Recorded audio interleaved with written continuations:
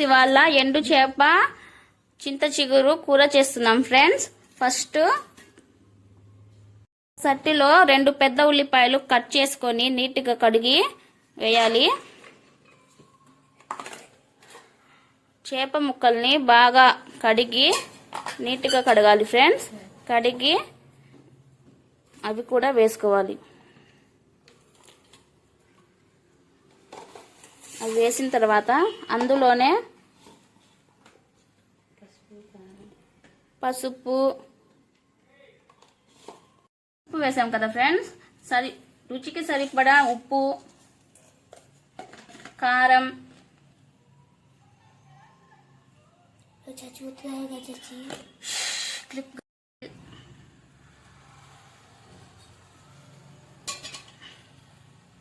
వేసి బాగా కలపాలి. లేకపోతే స్పూన్తో అయినా కలుపుకోవచ్చు. ఇలా వేసి ఇందులో 1 గ్లాస్ వాటర్ వేయాలి ఫ్రెండ్స్.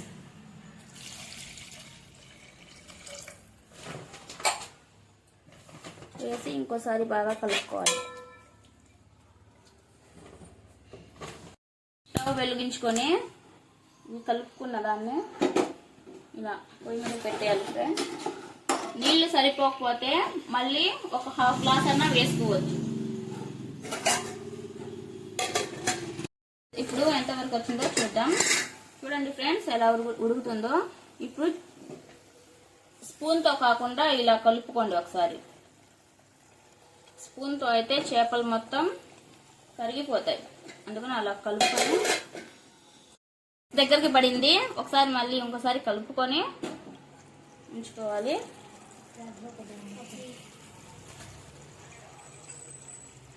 ఇలా బాగా నలుపుకోవాలి. ఇలాంటివి ఉంటే తీసి పారేయాలి ఫ్రెండ్స్. బయట బాగా నలుపుకోవాలి. ఆకుని నలిపిన తర్వాత వాటర్ పోసి కడగాలి.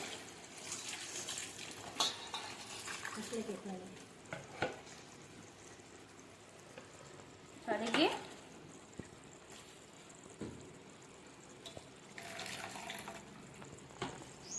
దీంట్లో వేసేయాలి ఫ్రెండ్స్.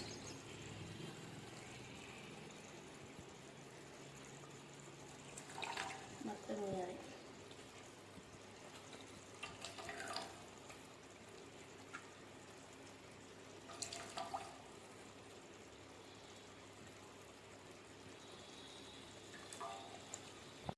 ఇప్పుడు బాగా కలుపుకోవాలి ఒకసారి స్పూన్తో.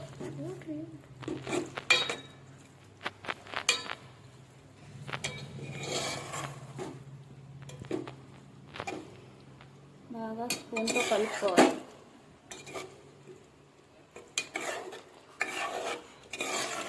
ఈ చిగురులోని ఉన్న ఈ నీళ్లు సరిపోతాయి ఫ్రెండ్స్ ఉడకడానికి. ఇంకా నీళ్లు వేసుకునే అవసరం లేదు. వేసి కలుపుకున్న తర్వాత టేస్ట్ చేసి చూడండి ఫ్రెండ్స్. అది ఉప్పు, కారం అది సరిపోయిందో లేదో చూసి సరిపోకపోతే వేసుకోండి. నాకైతే సరిపోయింది. నేను టేస్ట్ చేశాను. ఇంకా మూత వేసేసి ఒక 10 నిమిషాలు ఫ్రెండ్స్. ఇంకా దానికన్నా ఎక్కువ ఏం పట్టదు. 10 నిమిషాలు అయిపోయింది కూర. ఓకే ఫ్రెండ్స్, ఒకసారి మళ్ళీ కలుపుకొని ఇంకా కొంచెం వాటర్గానే ఉంది. ఆవిరి అయ్యేంత వరకు వాటర్ ఉంచాలి. మరీ నీళ్ళగా ఉంటే కూర మాత్రం అస్సలు బాగోదు. ఒకసారి స్పూన్తో మళ్ళీ కలుపుకోండి. కలుపుకొని కొంచెం వాటర్లానే ఉంది. అది వాటర్ మొత్తం ఆవిరి అయ్యేంత వరకు ఉంటుంది. పైకి వచ్చేసింది. ఆల్మోస్ట్ రెడీ అయిపోయింది. ఇంకా స్టవ్ ఆఫ్ చేసుకోవాలి. అయిపోయింది ఎండు చేప చింత ఇగురు కూర. చూడండి ఫ్రెండ్స్ ఎలా ఉందో కామెంట్ బాక్స్ లో కామెంట్ చేయండి. నా ఛానల్ చూస్తున్నారా కానీ లైక్ చేయట్లేదు, సబ్స్క్రైబ్ చేయట్లేదు, షేర్ కూడా చేయట్లేదు friends. Please to like, share, subscribe. Bye bye.